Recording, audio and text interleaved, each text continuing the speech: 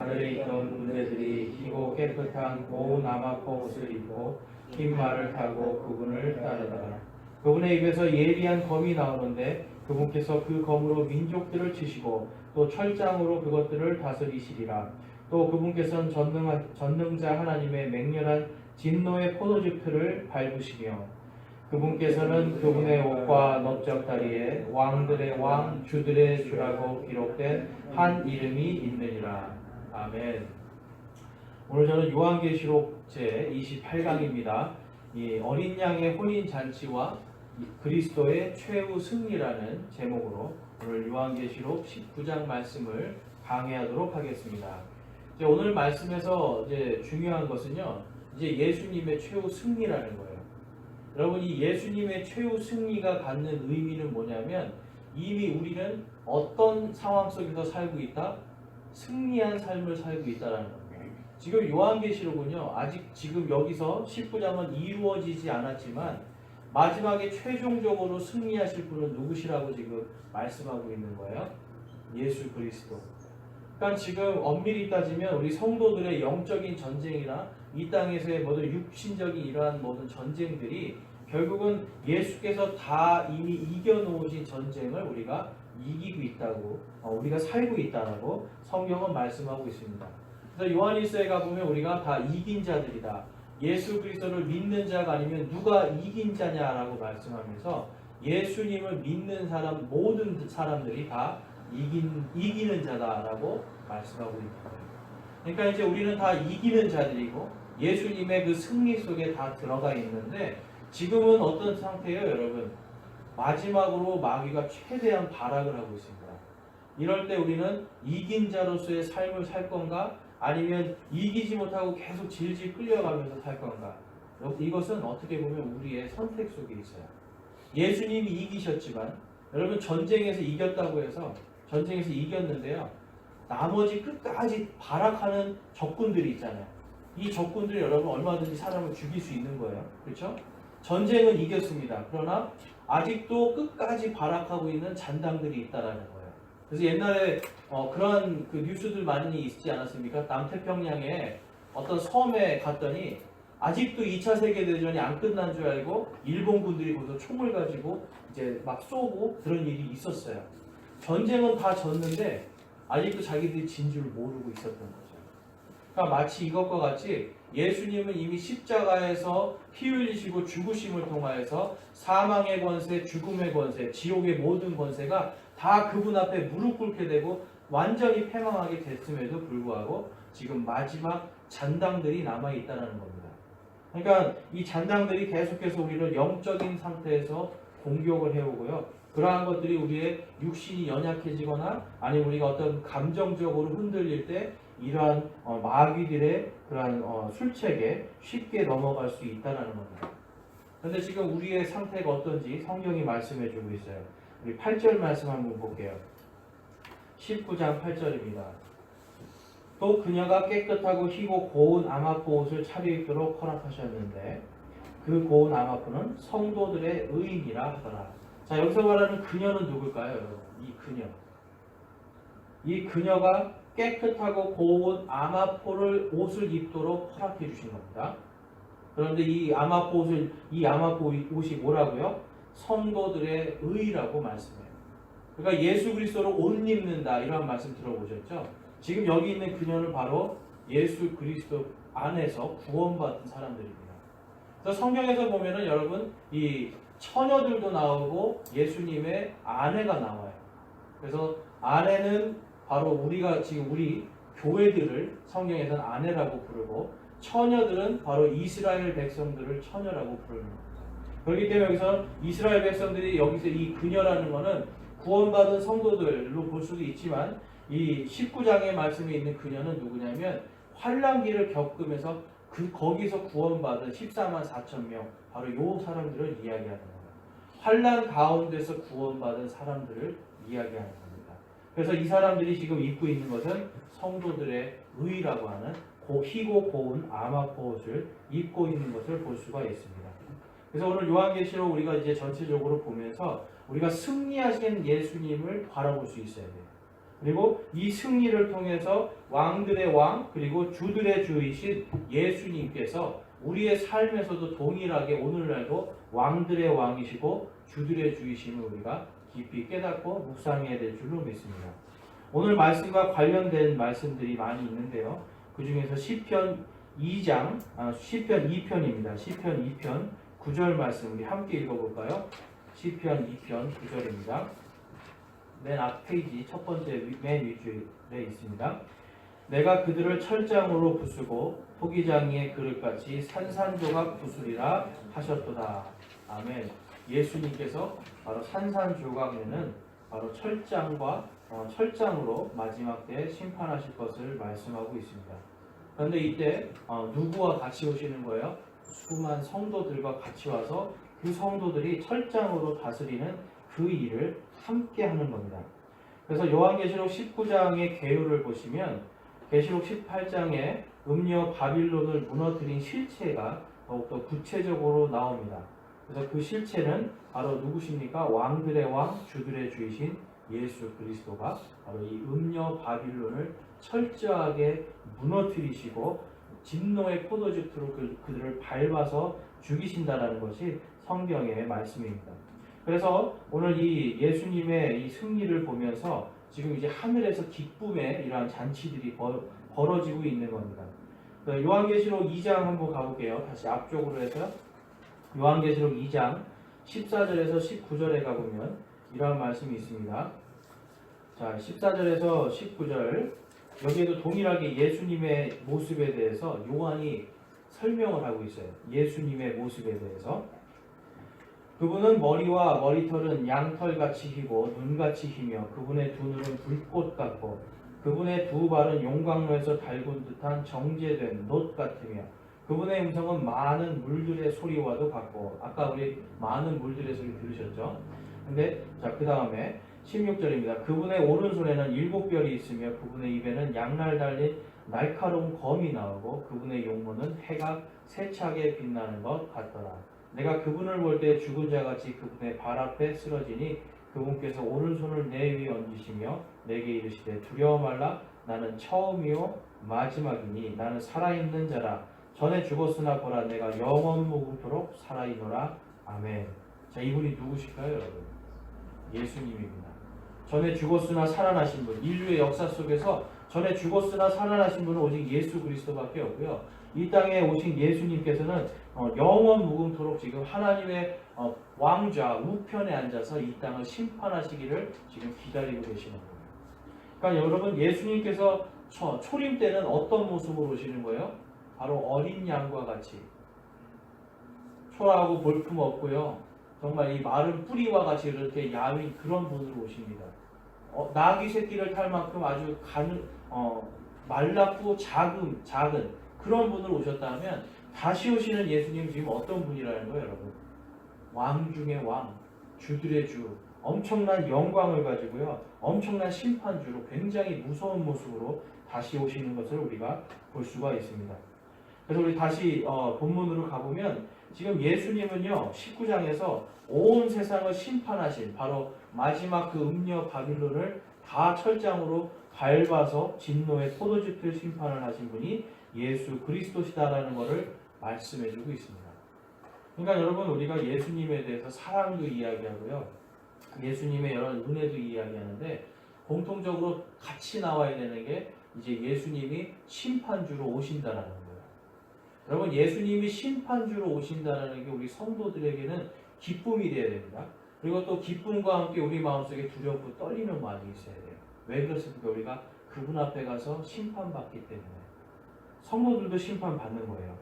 자, 신명기 33장 2절에 보면 이런 말씀이 있습니다. 그가 이르되 주께서 시내에서 오시고 세일에서 일어나 그들에게 오시며 바란산에서부터 빛을 내시고 수만 성도와 함께 오셨는데 그분의 오른손에는 그들을 위하여 불같은 율법이 나왔도다. 아까 예수님의 이름이 뭐라고 불린다고 아까 19장에서 말씀하셨죠? 바로 하나님의 말씀이다 라고 말씀하고 그 다음에 입에서 뭐가 나와요? 양날 달린 검이 나옵니다. 여러분 좌우에 양날 달린 어떤 검보다도 날카로운 게 바로 하나님의 말씀이에요. 그러니까 이 하나님의 말씀이 나와서 모든 것들을 다 진멸시키는 겁니다. 여러분 이 말씀을 보면서 제가 느낀 게 하나님께서 처음에 창조하실 때 뭐로 창조하셨어요? 말씀으로. 그리고 말씀으로 모든 걸 창조하시고 보시기에 참 좋았더라. 심히 좋았더라 했는데 이 모든 것이 인간의 죄와 타락으로 인해서 땅이 저주를 받고요. 온 우주가 저주를 받으면서 하나님의 보실 때 이제 마지막 때 심판해야 되는 대상들로 다 바뀌어버리는 겁니다. 그런데 그 대상들에게 지금 예수님이 하나님의 말씀으로 오셔서 다시 다 정화를 시키시는 거예요. 그래서 요한계시록 20장에는 이제 완전히 예수님께서 불과 같은 그 말씀으로 불과 같은 심판을 통해서 땅을 다 정화를 시키는 겁니다. 그래서 여러분 옛날에도 보면 우리가 무언가 예전에는 그런 게 많았잖아요. 의료 이러한 그 약품들이 부족하니까 사람이 뭐 송곳 하나로 뭘 찌를 때도 어떻게 불에다 달구잖아요. 그렇죠? 달궈서 이것을 완전히 소독시킨 다음에 뭘 했습니다. 그렇죠? 그러니까 마치 이런 것과 같이 마지막 때 그러한 이 땅에 남아있는 그러한 병균들 같은 이 땅에 완전히 없애버려야 되는 이러한 모든 죄악들을 예수님이 불같은 율법으로 다스리시고 다 정화시키는 일이 있을 거다라고 이렇게 선포하고 있는 겁니다. 그것이 이제 이사야서 9장 6절에서 7절 그리고 66장 15절 16절에서 나오는 예수님이 마지막 때 정말 만군의 주에 열심히 이루시는 바로 그 심판에 대해서 이렇게 이사야는 선포를 하고 있습니다. 거기에 보면 그의 이름은 놀라우시니 조언자 강하신 하나님 영존한 아버지 평화의 통치자라 할 것이기 때문이라. 그러면서 그의 정권과 화평이 번창하여 끝이 없으며 그가 다윗의 왕자와 그의 왕국 위에 군림하여 그것을 정비하고 라고 말씀하고 있습니다. 그러니까 예수님이 마지막 때 오실 때는 여러분 그의 정권과 화평이 번창하고 끝이 없고요.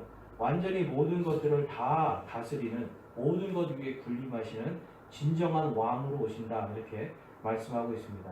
이사야서 66장 15절 16절 한번 읽어볼까요? 함께 읽겠습니다. 보라 주가 불과 함께 회오리 바람 같은 자신의 병거들과 함께 임하여 경로로 자신의 분노를 불꽃으로 자기의 책망을 나타내리라. 주가 불과 자신의 칼로 모든 육체와 변론하니 주에게 죽임을 당할 자가 많으리라. 아멘. 여러분 지금 주님께서 이 자신의 칼과 이 불과 자신의 칼로서 우리들과 변론한다라고 말씀해요. 그리고 세상에 있는 사람들과 지금 이 환난기 끝에까지 끝까지 지금 예수님을 믿지 않고 순종하지 않는 자들과 변론한다라고 말씀합니다. 변론하면 여러분 어떻게 되는 거예요? 유죄 꽝꽝 하는 겁니다. 지금 여러분 죄가 있는데 아무리 여기서 변론할 수가 없잖아요. 그렇죠? 나는 지금 죄인이라는 게 다 드러났는데 예수님께서 불과 칼로 변론할 때가 온다는 겁니다. 이때는 이제 완전히 늦은 때예요. 더 이상 구원받을 수 없는 때가 온다는 겁니다. 그래서 예수님께서 우리 이제 초대교회는 임박한 재림을 늘 생각하면서 열심히 전도했던 이유가 바로 이거였어요. 지금 임박하면 때가 없다라는 거예요. 그래서 오늘날도 여러분 우리가 임박한 재림을 늘 생각하면서 열심히 주님의 말씀을 전하는 데 힘써야 될 줄로 믿습니다. 자, 11절에서 16절 말씀에 이제 보시면 이게 예수님께서 오시는 이 모습에 대해서 말씀하고 있어요. 불같은 말씀, 바로 이제 아까 말씀드린 것처럼 그분의 눈은 12절입니다. 그분의 눈은 불꽃 같고 그분의 머리 위에는 많은 관이 있으며 이 계시록 6장에 가면은 이 흰 말을 탄 활을 가진 사람이 나와요. 첫 번째 봉인. 그 사람은 하나의 관을 갖고 있습니다. 하나의 관. 그래서 많은 사람들이 그 일곱 봉인의 심판에서 첫 번째 나오는 그 하얀 말을 탄 게 예수님이라고 생각하는데 그게 아니라 그거는 적그리스도입니다. 근데 여기 있는 예수님은 지금 몇 개의 관을 갖고 계시는 거예요? 많은 관을 갖고 있습니다. 또 그분께 기록된 한 이름이 있었으나 그분밖에는 아무도 그것을 알지 못한다라고 성경에서 말합니다. 엄청난 영광과 권능을 가지고 나타냈기 때문에 감히 그것을 알 수 없다. 우리가 그렇게 이해할 수 있습니다. 자, 로마서 8장 14절, 19절, 21절입니다. 자, 이 예수님께서 오시는 이것을 우리가 기다려야 되는 이유가 있어요. 바로 이 예수님, 지금 불꽃 같은 이 불과 칼을 가지고 오시는 그 예수님이 이 땅에 오셔야 되는 이유에 대해서 로마서 8장 14절, 19절, 21절에서 이렇게 말씀합니다. 자, 하나님의 영에 의해 인도받는 자들은 다 하나님의 아들들이니 창조물이 간절히 기대하며 바라는 바는 하나님의 아들들이 나타나는 것이니라. 자, 예수 그리스도를 영접하는 자, 받아들이는 자들은 다 무엇이 된다고 성경이 말씀하고 있어요? 하나님의 아들들이 되는 권능을 주셨다라고 말씀하고 있어요. 근데 지금 하나님의 영, 바로 성령에 의해서 인도받는, 여러분 우리가 예수 그리스도를 믿고 구원받는 순간 성령께서 우리 안에 들어오시잖아요. 그러니까 성령께서 우리 안에 들어오시고 그 성령 안에서에 의해서 인도받는 자들은 다 하나님의 아들들이다. 바로 저와 여러분들이, 구원받은 저와 여러분들이 다 하나님의 아들들이고요. 그 아들들을 지금 누가 기다린다는 거예요? 온 창조물들이 기다린다는 거예요. 자, 왜 이 모든 창조물들이 기다리는지 21절 말씀 함께 읽겠습니다. 이는 창조물 자신도 썩음의 속박에서 해방되어 하나님의 자녀들의 영광스러운 자유에 이를 것이기 때문이라. 이 자유는 무엇입니까? 죄와 사망의 권세로부터의 자유예요. 그러니까 이제 이 땅에 지금 모든 창조물들이 여러분 다 멸망하게 되어 있잖아요. 나무도 수백 년, 수천 년을 살아도 결국은 죽게 되어 있고요. 이 지구도 결국은 과학자들이 계속해서 지구도 뭔가 쇠퇴해가고 있다, 늙어가고 있다고 이야기해요. 그러니까 이 땅의 모든 것들은 다 늙어가고 썩음의 속박 속에 들어갈 수 있는데 지금 이 땅에 있는 창조물들이 누구를 기다리는 거예요? 하나님의 아들들이 나타나는 것을 기다리고 있습니다. 근데 이 하나님의 아들들이 어떤 상태로 나타나는 거예요? 부활한 상태로 나타나는 걸 기다리는 거예요. 부활의 상태로 오기 때문에 이 창조물들이 자신도 썩음의 속박에서 해방돼요. 바로 그 예수님께서 이 땅에 다시 오실 때 부활한 성도들, 부활한 이 이스라엘 백성들, 그래서 부활한 이 첫째 부활에 참여한 자들이 예수님과 함께 이 땅에 확 내려와서 완전히 이 땅을 다 진멸하고 정화시키는 그때를 창조물들이 기다리고 있다라고 성경은 말씀하고 있는 거예요. 그렇기 때문에 여러분 우리가 이제 19장 말씀을 볼 때 이것이 무서울 수도 있지만 이것을 지금 누가 기다린다고요? 온 창조물들이 기다립니다. 지금 온 창조물들이 기다리고 있어요. 근데 여러분 저와 여러분은 어때요? 예수님이 오시길 기다리는데 지금 빨리 오셨으면 좋겠다 막 이런 생각보다는 어떻게 보면 막연하게 기다리는 경우가 많다라는 거예요. 그런데 성경은 온 창조물이 지금 간절히 기다리고 있는 걸 지금 말씀하고 있습니다. 우리도 지금 예수님께서 주 예수여 마라나타 주 예수여 다시 오시옵소서를 우리는 간절히 기다리고 있는가 한번 생각해보고 그러한 믿음 속에서 우리의 부활을 한번 생각해보면서 정말 주님께서 다시 오실 때 내가 첫째 부활에 참여해서 주님과 함께 공중에서 내가 그분을 만나고 혼인잔치를 하고 다시 이 땅에 그분과 함께 내려오는 그 역사가 이제 앞으로 곧 일어날 것이다라고 하는 소망이 있어야 됩니다. 그럴 때 이 땅에서의 여러분 당장 우리가 부활해서 올라가야 되는데 땅에 소망을 줄 수 있어요? 땅에서 뭘 더 갖고 뭐가 성공하고 잘 되고 이런 거를 우리가 소망하는 게 그렇게 중요한 겁니까? 뭘 갖는 게 뭐가 되는 게 그렇게 중요한 겁니까? 그게 아니죠. 다시 오실 예수님, 내가 부활해서 다시 만날 그 예수님을 소망하는 그것이 우리에게는 더 귀중한 믿음과 소망인 줄로 믿습니다. 자, 그래서 계시록 19장 이제 한 절씩 한번 해석을 해보면 1장에서 6절을 보면 거기에 하늘에 많은 사람들이 나옵니다. 자, 1절 말씀해 보면 이 일들 뒤에 내가 들으니 자 이제 바빌론이 음녀 바빌론이 완전히 망했다라는 거를 망했다는 그 일들을 들은 거예요. 그 뒤에 내가 들으니 하늘에 많은 사람들의 큰 음성이 있어 이르되 할렐루야 구원과 영광과 존귀와 권능이 주 우리 하나님께 있도다라고 지금 말씀합니다. 자, 여기서 지금 많은 사람들은 누구일까라고 봤을 때 구원받은 성도들을 뜻하고요. 또한 7년 환난기 동안의 그 끝에 모든 것을 이기시고 주의 종들의 피의 원수를 음녀의 손에서 갚으신 바로 그 이스라엘 백성들 14만 4천이라고도 우리가 볼 수가 있습니다. 그래서 14장의 그 14만 4천이 어디 있어요? 요한계시록 14장에 가보면 14장 한번 보시겠습니다. 이것이 중요한 부분이 있습니다. 자, 14만 4천 14절에 보면 또 내가 바라보니 14장 1절입니다.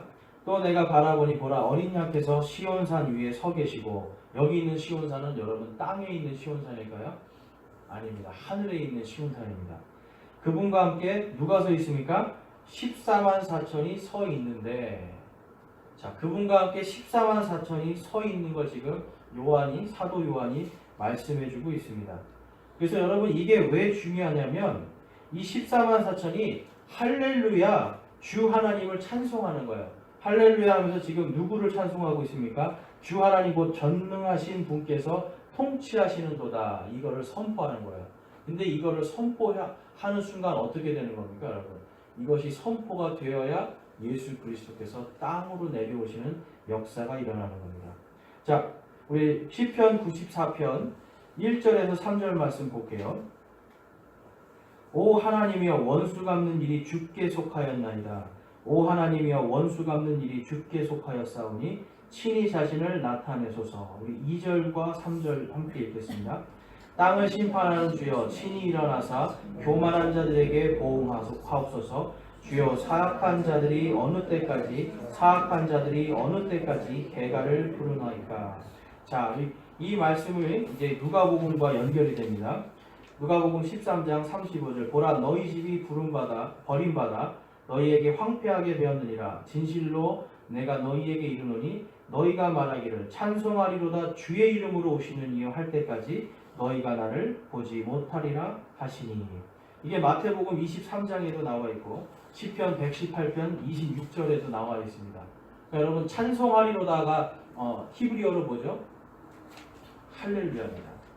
근데 지금 예수님이 언제 오신다는 거예요? 이스라엘 백성들이 찬송하리로다 주의 이름으로 오시는 이여, 찬송하리로다 주의 이름으로 오신 우리 누가복음에서 뭐라고 그래요? 주의 이름으로 오시는 우리 왕이여, 찬송하리로다 주의 이름으로 오시는 그분이 바로 예수님이어야 돼요. 근데 환란기 끝에서 지금 누가 하고 있는 거예요? 공중에 있는 이스라엘의 14만 4천 명이 할렐루야 하고 지금 예수님을 부르고 있는 거예요. 그러니까 이 14만 4천 명이 할렐루야 하면서 주 하나님 곧 전능하신 분께서 통치하시는 도다. 이 선포를 통해서 이제 예수님이 말씀하셨잖아요. 너희가 찬송하리로다 주의 이름으로 오시니여 할 때까지는 아무도 나를 보지 못할 거다. 이 말씀이 언제 이루어지는 거예요?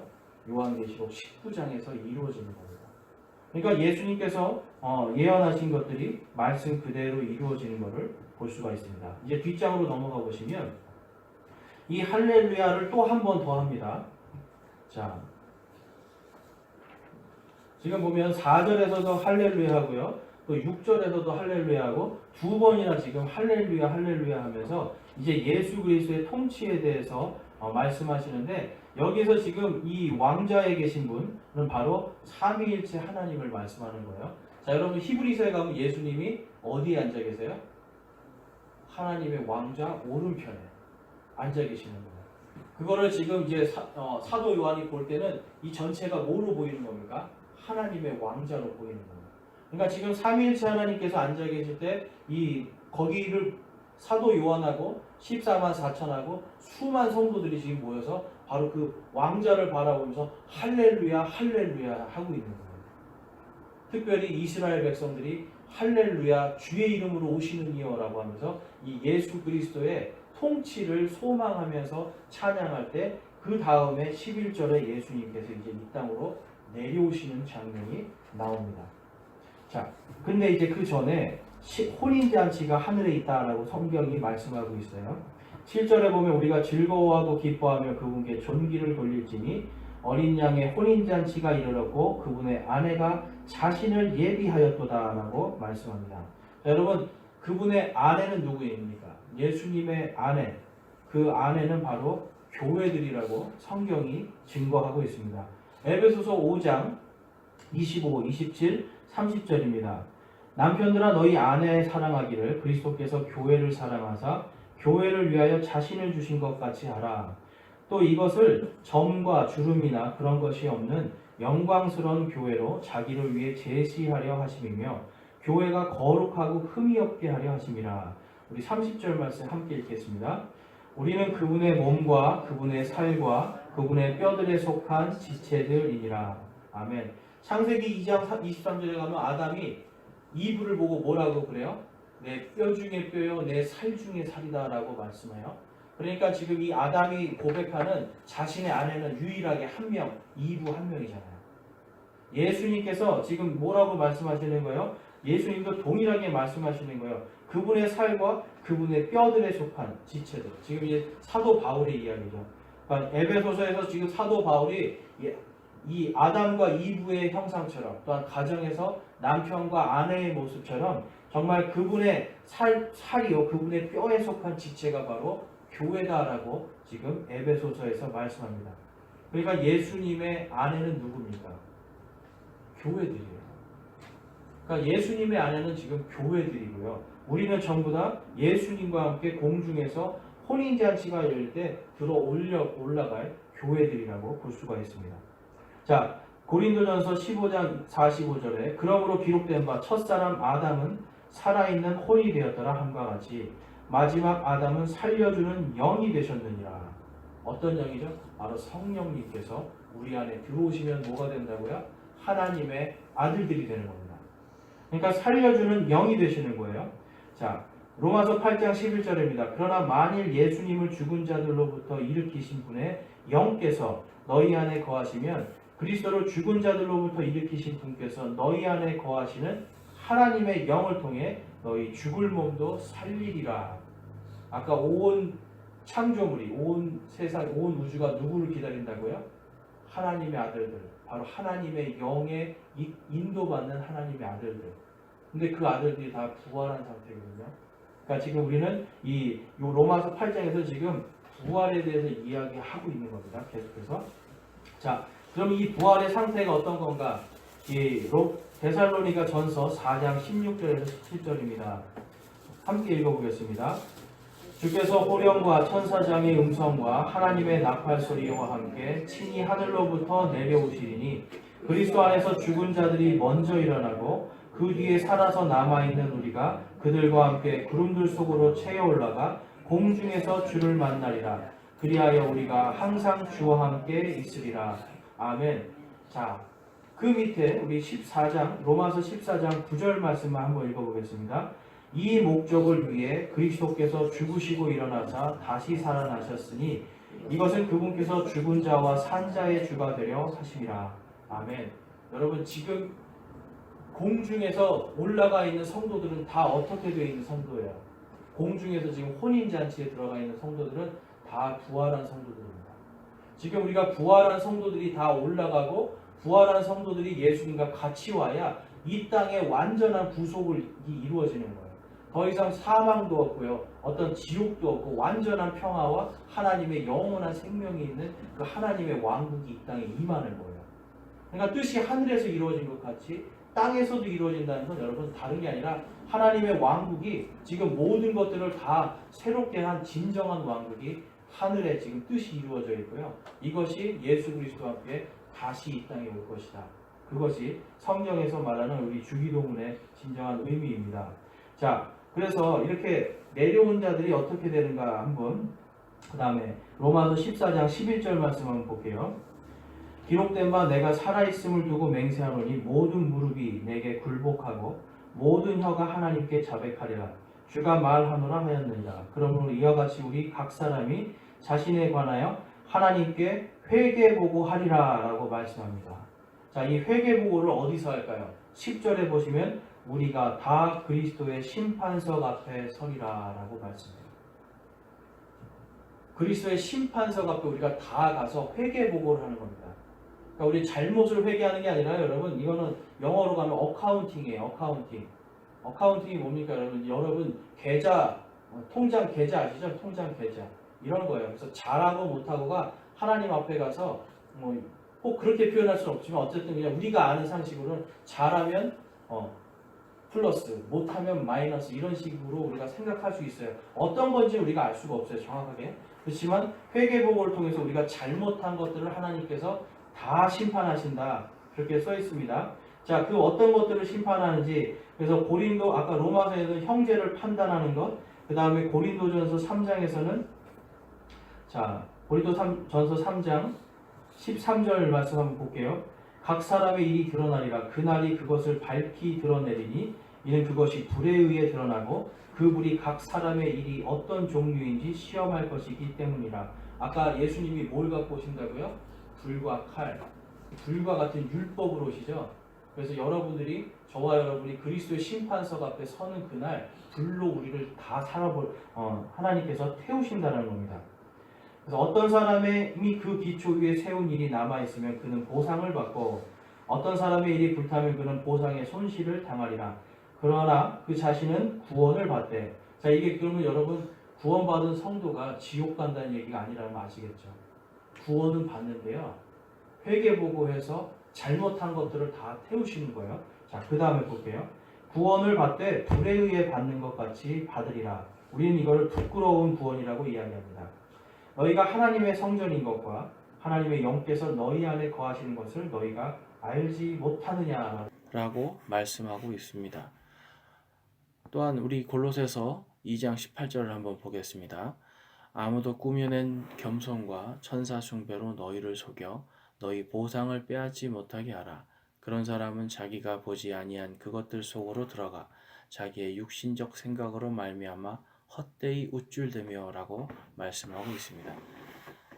오늘날 수많은 사람들이 예수 그리스도를 믿는다라고 하지만 그들은 헛되게 꾸며낸 이야기들을 믿고 헛된 믿음을 가지고 살 때가 너무나도 많습니다. 특별히 꾸며낸 겸손과, 이것은 이 꾸며낸 겸손이 무엇일까요? 바로 위선인 것입니다. 그들은 여러분, 천국에 가기 위한 선행, 천국에 가기 위한 의로운 일들을 하려고 하는 것, 이것이 바로 꾸며낸 겸손입니다. 오직 예수 그리스도의 믿음만으로 구원받는 그 은혜의 복음이 아니라 행위로서 구원받고자 하는 사람들의 꾸며낸 겸손을 쫓아가면 우리는 보상을 잃게 된다라고 성경은 말씀하고 있습니다. 또한 천사 숭배, 하나님을 믿는다라고 하지만 다른 신들을 곁들여서 숭배하는, 천사는 요한계시록에 보면 절대로 우리가 숭배할 대상이 아니라 우리의 동료 종이라고 말씀하고 있습니다. 그렇기 때문에 천사를 숭배한다거나 성자를 숭배한다거나 하는 가톨릭식의 그런 믿음을 우리가 가질 때에는 반드시 우리의 보상이 빼앗김을 볼 수가 있습니다. 그래서 예수 그리스도를 잘 믿다가 이러한 우상들 속으로 빠져드는 사람들은 그들이 보상을 빼앗길 것에 대해서 우리는 안타까워하고 불쌍하게 여기는 마음들을 가져야 될 줄로 믿습니다. 그리고 그들에게 좋은 말로, 하나님의 말씀으로 권면하는 것을 우리는 반드시 해야 될 줄로 믿습니다. 그렇기 때문에 이 마태복음 10장 41절에서는 이렇게 하나님의 말씀을 잘 듣고 엉뚱한 것으로 자신의 육신의 생각으로 말미암아 우쭐대지 않는 사람들이 받는 보상이 무엇인가에 대해서 또한 말씀하고 있습니다. 마태복음 10장 41절에 보면 대언자의 이름으로 대언자를 받아들이는 자는 대언자의 보상을 받고 의로운 자의 이름으로 의로운 자를 받아들이는 자는 의로운 자의 보상을 받으며 라고 말씀하고 있습니다. 즉 이것은 대언자의 이름으로 대언자를 받아들이는 바로 하나님의 말씀을 믿고 그 말씀을 받아들이는 자는 보상을 받는다라는 뜻이 되며, 또한 우리가 예수 그리스도의 그 이름으로 그분을 받아들이는 자는 모두가 의롭게 되는 의로움의 보상을 받게 되는 구원과 의로움의 보상을 말씀하고 있습니다. 이와 같이 우리는 모두가 의로움의 보상, 구원의 보상을 받은 사람들입니다. 그렇기 때문에 우리는 더욱더 하나님의 말씀에 순종하면서 이 땅에서 구원받기 위한 것이 아니라 이미 이 땅에서 모든 것들을, 사망과 사탄과 마귀의 모든 권세들을, 죄의 권세들을 깨뜨리고 이기고 승리하신 예수 그리스도를 바라보면서 우리의 보상을, 믿음의 보상을 빼앗기지 않도록 날마다 예수 그리스도와 함께 동행하며 마귀들과 영적인 전쟁들을 싸워 승리해야 될 줄로 믿습니다. 이러한 것들에 우리가 소홀히 할 때에 그저 표면적으로만 믿고 우리가 편안하고 안주하는 그런 믿음을 가질 때에 누가복음 19장 24절 그리고 에서 27절에서는 이렇게 말씀하고 있습니다. 예수님이 이런 말씀을 하시는 겁니다. 곁에 서 있던 자들에게 이르되 그에게서 11문화를 빼앗아 10문화 가진 자를에게 주라 하매 26절 내가 너희에게 이르노니 있는 자마다 받을 것이요 없는 자는 자기에게 있는 것도 빼앗기리라. 우리는 주님께서 주신 이 보상, 이 모든 것이 누가복음 19장에서 말하는 1문화의 비유와 같이 우리 모두가 하나님께 이미 보상을 받은 자들로서 이제는 그것을 빼앗기지 않도록 부지런히 주님의 일들을 하고 우리가 가진 모든 능력들과 시간들을 주님의 말씀에 순종하고 따르는 것에 사용해야 될 줄로 믿습니다. 그것이 믿음을 가진 자, 곧 예수 그리스도를 통해서 이기는 자의 삶을 사는 사람들의 모습이라고 할 수 있습니다. 마지막으로 우리가 예수님의 재림을 소망하면서 우리 모두가 이 땅에서 그리스도의 신부된 교회들로서 그분의 혼인 만찬에 들어갈 아내로서 우리의 보상을 잃지 않기 위해서 노력해야 한다는 것을 우리는 깨달아야 됩니다. 이것이 바로 성도의 의무이자 책임입니다.